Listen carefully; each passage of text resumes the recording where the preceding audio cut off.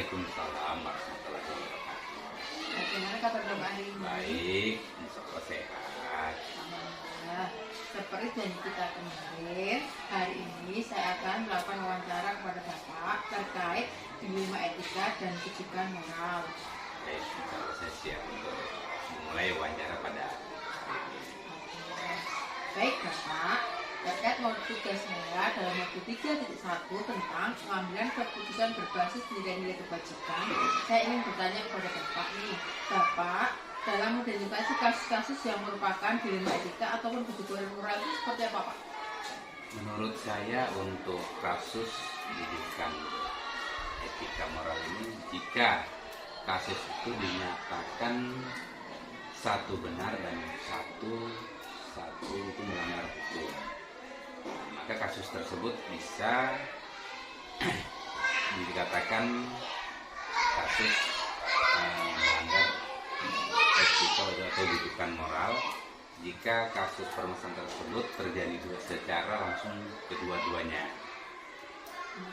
Selama ini bagaimana Bapak dalam pengambilan keputusan kasus di sekolah, terutama untuk kasus-kasus dilema etika yang sama-sama benar ataupun mengandung sama-sama mengandung kebajikan Bapak?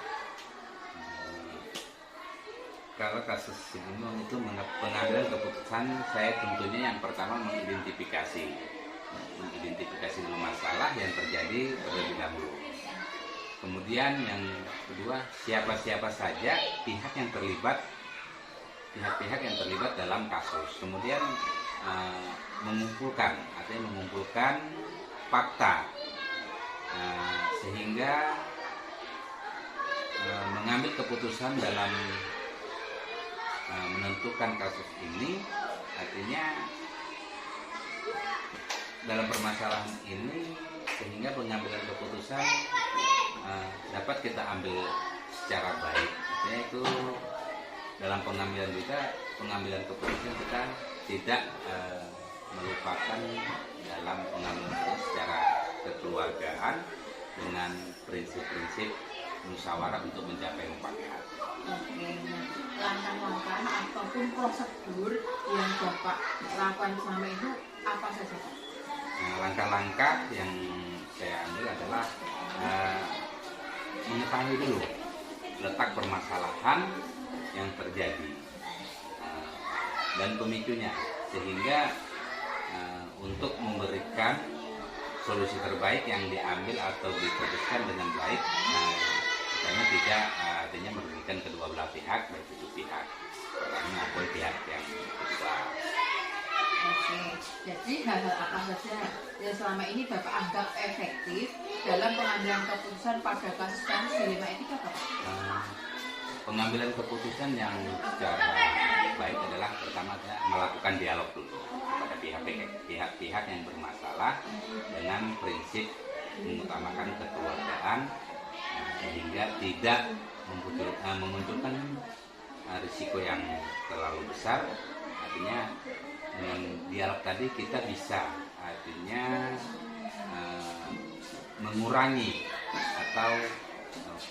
masalah-masalah yang terjadi yang kita takutnya adalah berkelanjutan. Kemudian dengan berdialog kita akan bisa menemukan solusi yang dapat diterima oleh kedua belah pihak dengan memberikan bimbingan dan secara komprehensif yang tidak menimbulkan perselisihan lagi bagi kedua belah pihak, sehingga tidak berlanjut untuk perselisihan tersebut. Baik Bapak, nah hal-hal apa saja yang selama ini merupakan tantangan nih dalam pengambilan keputusan pada kasus dilema etika? Artinya selama saya menjadi kepala sekolah di Sekolah Dasar Negeri 00 dan Alun-Alun, tantangan yang saya hadapi dalam mengambil keputusan adalah bagaimana cara mencari solusi terbaik bagi semua pihak dengan risiko seminimal mungkin. Tentu saja hal itu membutuhkan dukungan yang positif dari seluruh warga sekolah. Apakah Bapak memiliki jadwal tertentu dalam menyelesaikan kasus dilema etika? Apakah Bapak langsung menyelesaikan kasus tersebut di tempat atau bentuk prosedur seperti apa yang Bapak lakukan? Kalau pengambilan sebagai langkah saya sebagai kepala sekolah menindaklanjuti atau menyelesaikan permasalahan yang terjadi secara langsung di sekolah pada hari itu juga. Artinya kita untuk supaya tidak berkepanjangan serta tidak menimbulkan perselisihan yang baru dengan melibatkan beberapa pihak.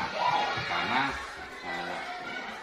kita mengundang Dewan Guru dan memberikan pertimbangan serta masukan yang baik, serta kita meminta saran dari pengawas atau komunitas sekolah tergantung menghadapi permasalahan apa yang dihadapi di sekolah. Bapak, adakah seseorang ataupun faktor lain yang membantu Bapak dalam pengambilan keputusan pada kasus dilema etika? Setiap permasalahan yang ada selalu saya bawa dalam musyawarah atau rapat Dewan Guru, masalah pendidikan etika. Dewan Guru agar lebih dapat menemukan solusi yang terbaik, dan juga saya berkonsultasi dengan pengawas atau komite untuk meminta bantuan dan saran terbaik untuk permasalahan yang ada, sehingga permasalahan yang terjadi bisa dapat segera diselesaikan, tidak menimbulkan hal-hal yang tidak diinginkan di kemudian hari. Jadi dari semua hal yang telah Bapak sampaikan tadi, tentunya ada pembelajaran yang dapat Bapak petik. Nah, pengalaman Anda dalam pengambilan dilema etika itu kira-kira pembelajaran apa yang Bapak petik? Pembelajaran yang terjadi dari menyelesaikan masalah itu adalah pengambilan keputusan apapun harus mendapatkan keputusan bersama. Terutama jika di lingkungan sekolah kita melibatkan semua Dewan Guru, karena Dewan Guru merupakan satu struktur yang tidak terlepas.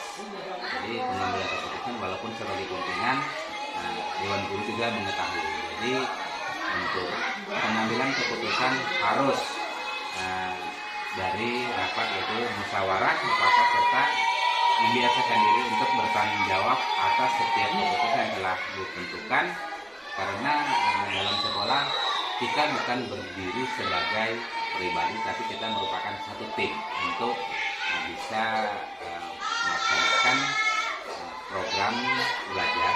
Kemudian kita bisa dalam satu sekolah, tim merupakan hal yang kuat untuk memajukan pendidikan yang ada di sekolah kita. Karena tidak ada Dewan Guru maupun warga sekolah, maka sekolah tidak akan bisa berkembang dan maju. Jadi intinya pengambilan keputusan apapun harus melibatkan Dewan Guru dan semua partner yang ada di lingkungan tersebut. Mungkin itu menurut saya untuk pengambilan langkah-langkahnya, dan juga sebagai pengambilan keputusan dan kebijakan saya sebagai pimpinan, artinya selalu koordinasi dengan teman-teman. Terima kasih Bapak. Sama-sama. Selamat siang Pak. Ya. Assalamualaikum Bapak, bagaimana kabarnya hari ini? Waalaikumsalam warahmatullahi wabarakatuh. Alhamdulillah baik. Ya. Oke. Maaf Bapak, seperti janji kami kemarin, dan saya kemarin untuk melakukan wawancara dengan Bapak terkait pengambilan keputusan yang terkait dengan dilema etika dan wujudan moral. Ya, siap diwawancarai. Oke. Baik Bapak, terkait koordinat tugas saya dalam waktu 3.1, yaitu wawancara dengan kepala sekolah terkait pengambilan keputusan yang mengambil keputusan berbasis nilai-nilai kebajikan. Nah, bagaimana Bapak dapat mengidentifikasi kasus-kasus yang masuk dilema etika ataupun bujukan moral, Bapak? Ya, terkait dengan kasus-kasus dilema etika atau bujukan moral, memang saya kira tiap sekolah itu punya ada kasus-kasus semacam itu. Hanya saja kalau pertama ya kita pemetaan dulu, kita klasifikasi dulu kasus mana yang termasuk kasus biasa, kasus sedang, terus masuk kasus dilema etika atau bujukan moral, itu kita pemetakan dulu. Baru nanti kita kalau sudah ada pemetakannya, kita cari solusinya bersama-sama dengan Dewan Guru sama tim guru-guru yang lain.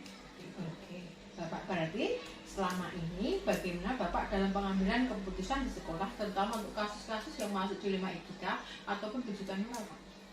Ya, biasanya pengambilan keputusan tentu kami melibatkan beberapa guru, terutama wakil kesiswaan, guru BK, wakil kurikulum, kemudian terkait dengan kasus dilema etika, karena dilema etika ini adalah kasus yang tergolong tidak biasa, karena dilema etika adalah benar versus benar atau benar versus akhirnya benar sama versus benar itu atau benar versus kebajikan sama-sama benar ya. Jadi kita harus memang hati-hati untuk mengambil keputusan, jangan sampai kita nanti salah, akhirnya nanti akan merugikan siswa seperti itu. Oke, Bapak kira-kira langkah-langkah apa atau prosedur apa yang Bapak lakukan dalam pengambilan keputusan tersebut, Bapak? Ya, jadi langkah-langkah yang kami ambil, pertama biasanya kami amati dulu kasus itu kasus apa ya. Kalau sudah kami identifikasi itu kasus apa, kemudian kami petakan, kemudian kami diskusikan sama wakil kurikulum, wakil kesiswaan, guru BK dan guru-guru yang punya kompetensi dalam kasus itu. Jadi kami diskusikan untuk mencari solusi yang terbaik, dan juga terkadang kami juga koordinasi juga sama pengawas, sama pihak dinas pendidikan. Kalau memang itu diperlukan ya kami koordinasi sama komite sekolah, juga kami koordinasikan semacam itu. Oke. Maaf Bapak, pernahkah ada kasus yang terjadi pada sekolah ini Bapak ya? Kasus apa itu? Kasus biasa atau kasus yang dilema etika? Kalau kasus dilema etika ya saya pikir ada ya. Contohnya kalau di SMP ini kasus yang nyata yang itu ketika anak pergi ke sekolah mengendarai motor ya. Di sisi lain secara peraturan lalu lintas itu anak yang di bawah umur atau di bawah 18 tahun itu kan masih belum bisa mengendarai motor karena belum punya SIM.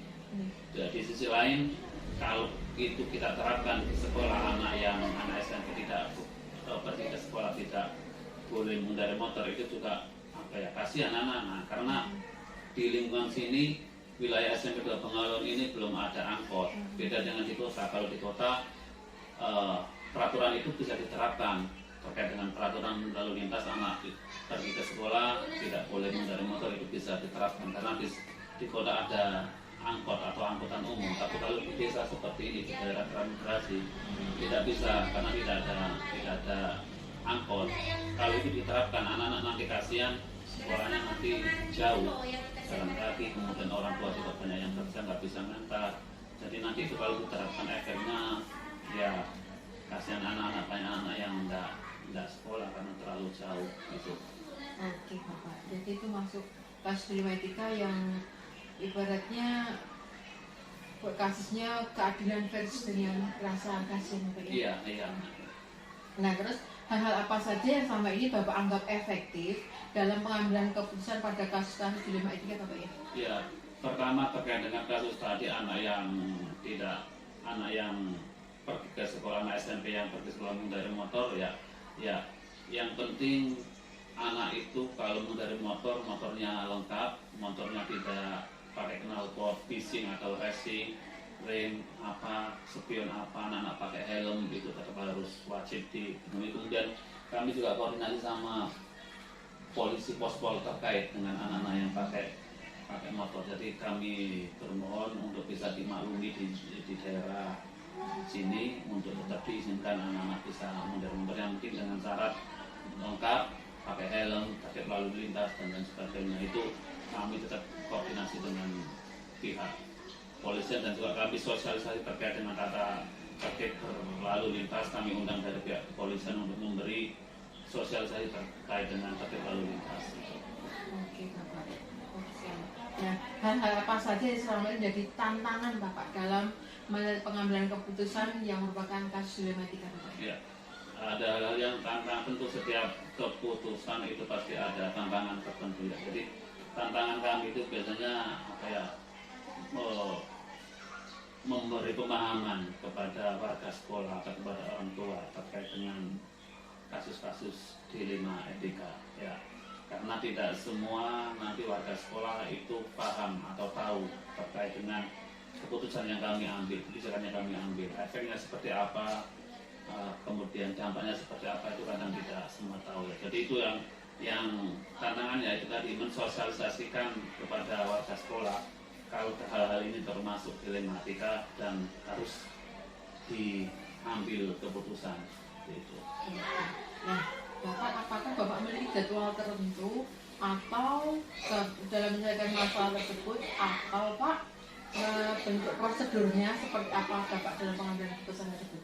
Ya, terkait dengan kasus ringan, kasus sedang mungkin bisa diselesaikan di saat itu juga karena sudah ada prosedurnya. Tapi kalau terkait dengan dilema etika biasanya ada waktu-waktu tertentu, karena kalau kasus-kasus dilema etika termasuk kasus yang ya benar versus benar atau rasa kasihan versus rasa kebajikan, karena itu butuh proses, karena tidak bisa kita ambil keputusan sendiri, jadi ya, itu biasanya dijadwalkan. Kalau itu memang agak berat penanganannya, kita jadwalkan karena itu melibatkan banyak pihak.